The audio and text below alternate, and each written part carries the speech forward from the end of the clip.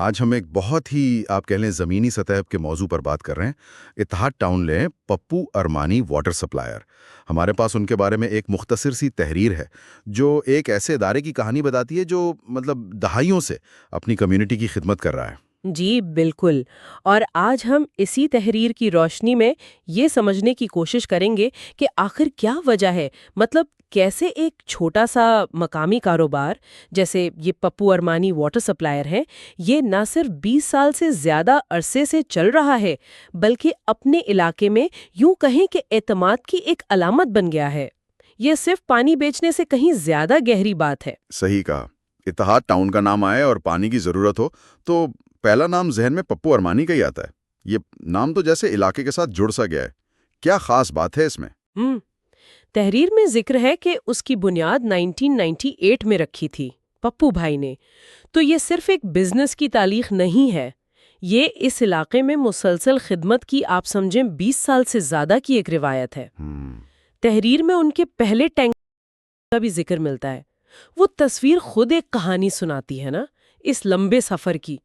یہی چھوٹی چھوٹی چیزیں تعلق بناتی ہیں۔ اور کام تو بنیادی طور پر سیدھا سادہ لگتا ہے کہ بھئی فون کیا اور پانی کا ٹینکر آپ کے دروازے پر، لیکن کیا یہ واقعی اتنا آسان ہے وہاں؟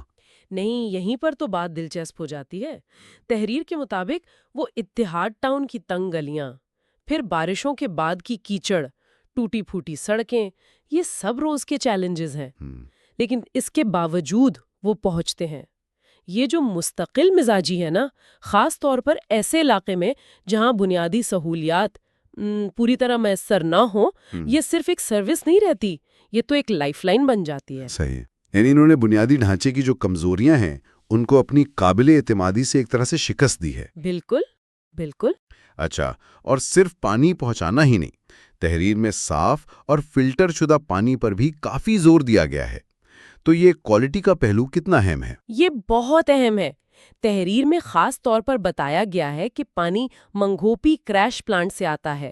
اب یہ شہر کا ایک جانا مانا واٹر ٹریٹمنٹ پلانٹ ہے، تو اس کا مطلب صاف ہے کہ وہ پانی کے معیار پر کوئی سمجھوتا نہیں کر رہے۔ یہ صرف پانی دینا نہیں ہے، یہ تو صحت اور صفائی کی ایک طرح سے ذمہ داری لینا ہے جو ان کے گاہکوں کے لیے یقیناً بہت معنی رکھتی ہوگی۔ تو گویا یہ سب چیزیں مل کر، یعنی پرانا نام، مشکل حالات میں بھی کام جاری رکھنا اور پھر معیاری پانی، یہ سب ان کی ساخت بناتا ہے۔ تحریر میں لکھا ہے کہ وہ آج بھی لوگوں کا پہلا انتخاب ہیں۔ اتنے سالوں بعد بھی پہلا انتخاب رہنا یہ واقعی قابل ذکر بات ہے۔ جی ہاں، اور یہ اعتماد صرف وقت گزرنے سے نہیں بنتا، یہ تو ہر روز ہر ٹرپ میں کمایا جاتا ہے، خاص طور پر مشکل حالات میں جب شاید دوسرے سپلائرز آپ کے لیے ہمت ہار جائیں یا جواب دے دیں، تب بھی ان کی سروس کا چلتے رہنا، یہی وہ بنیاد ہے جس پر یہ سارا اعتماد کھڑا ہے۔ یہ ایک بہترین مثال ہے اس چیز کی جسے ہائپر لوکل ریلائبلٹی کہتے ہیں، جہاں شاید بڑے ادارے کامیاب نہ ہو پائیں۔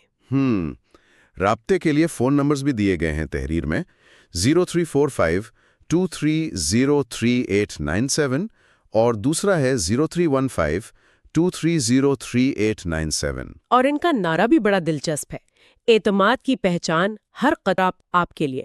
یہ صرف ایک نعرہ نہیں لگتا، یہ تو جیسے ان کی پوری کہانی کا خلاصہ ہے۔ بالکل، تو خلاصہ یہ ہے کہ اس مختصر سی تحریر سے جو تصویر ابھرتی ہے وہ صرف ایک واٹر سپلائر کی نہیں ہے، بلکہ یہ عزم، معیار پر توجہ اور دہائیوں پر پھیلے ہوئے کمیونٹی کے اعتماد کی کہانی ہے۔